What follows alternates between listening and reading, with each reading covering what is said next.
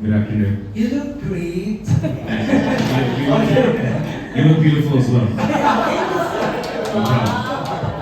My first question is, what is Kumu? Okay, awesome. Kumu is an awesome live streaming app that has powered many Filipinos around the world. And as a live streaming app, we want to have a place for creators to feel safe, warm, and welcome, and have a place where they also could connect with many people who love Filipino culture. And also really just to have, you see the talents behind us, to have those talents really expose their creativity on our app and also build community on our app. And that's what Kumu is all about. Thank you. Another question, sir. What measures is Kumu taking to ensure a safe and happy, inclusive environment for its users? I think that the culture of the app is very important, and the moderation team to uphold that is very key. And we do that through many different ways, right? I think that through having a good culture with the users who want to really embody that, who want to preserve that, that is ingrained in our user culture, which we want to make sure they're empowered to report to our awesome support staff on Kumu, right? We have awesome customer service and staff and other people that are willing to help out to identify some bad actors on the app, which all other apps have as well. But on Kumu's, more importantly, we do have a moderation team that's dedicated to stop the bad behavior on our apps to be reported quickly and fastly, so our creators can have a safe space. Okay, thank you, sir. Meron pa isa. Okay, sorry. You can ask the same question to Sir Ande. Sir AJ. Sir AJ. To Mr. AJ Tabangay. Hello, sir. Hello po. You look great then. Yeah. You look great also. Sir, how does Kumu foster collaboration and community building among its users? Amongst its users, so we have a lot of activities in the app. I guess top example would be the campaigns or the live stream competition. So on the surface level, it's a competition, but in reality, it's actually helping out our fellow streamers to win these live streaming competitions. And when the live streamer does win, shared yung panalo na yun with everyone, with the streamer, with fellow agency members, and most especially those who are supporting the streamer.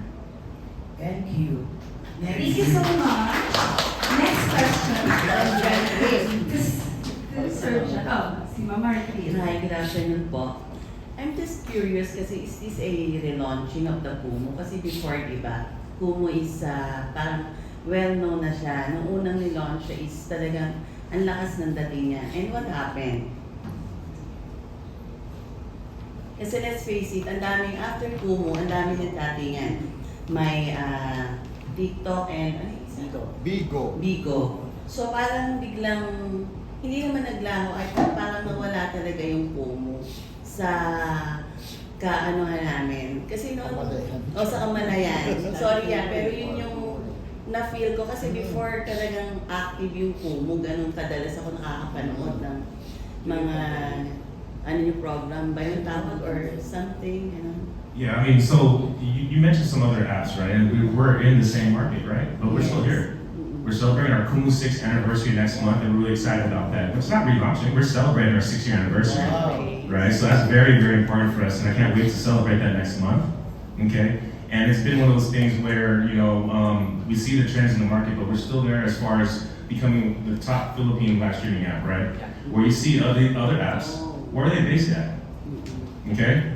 We have pride in what we do here with our staff members and our company being the Filipino app here, right? That really embraces and embrace the culture of the Filipinos. That's why we're still here and moving to our 6-year anniversary next month. Okay. And kasi curious lang ako kapag yung nagkukumo, kasi sa mga ibang social media, parang ang laki-laki ng kinikita nila. So dito sa Kumu, paano? Ano yung question ko? Ay, sorry.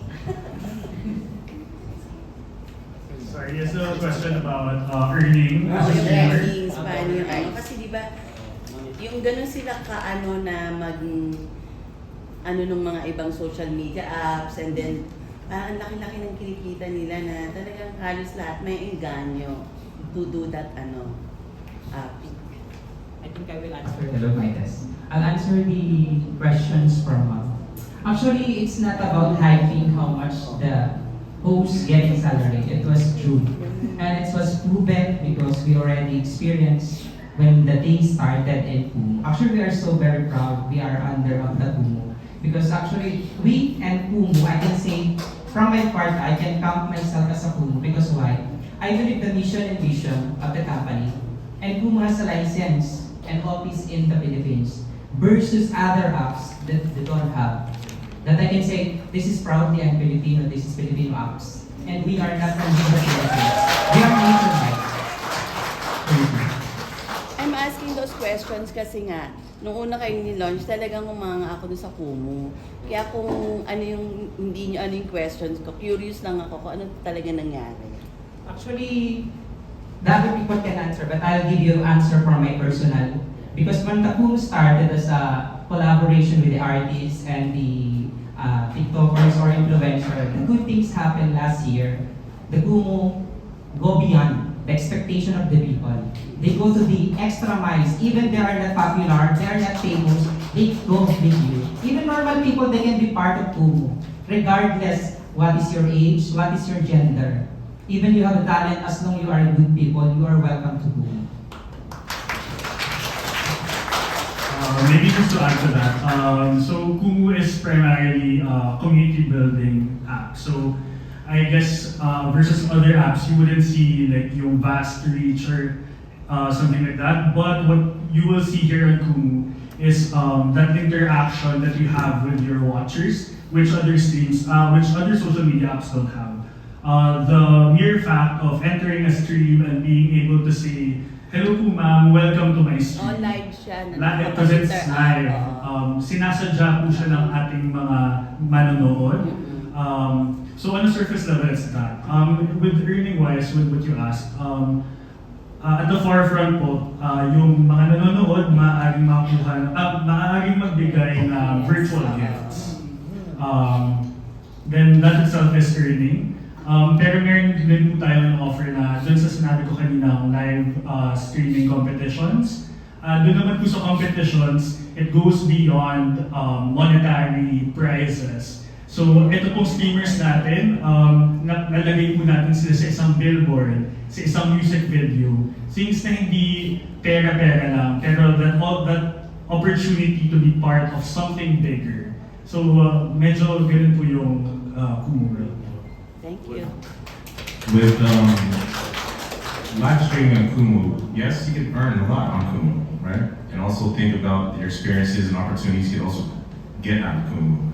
That's the difference between us and other apps. You asked about the comparisons, right, and some differences. But nowadays, you're seeing some of our creators on TV now in some movies and some music deals because they started on Kumu, right? And the same thing with other opportunities that we put a lot of our creators in houses. A lot of our creators paid off their school tuition. A lot of our creators were able to start families through Kumu, okay? So that's one of those things that we're very proud of in this company, is that giving people outside of the app, when they come onto the app, they realize that they can build a community and build a support group and earn as well, right? So we've seen lives change in our app outside of the financial terms as well.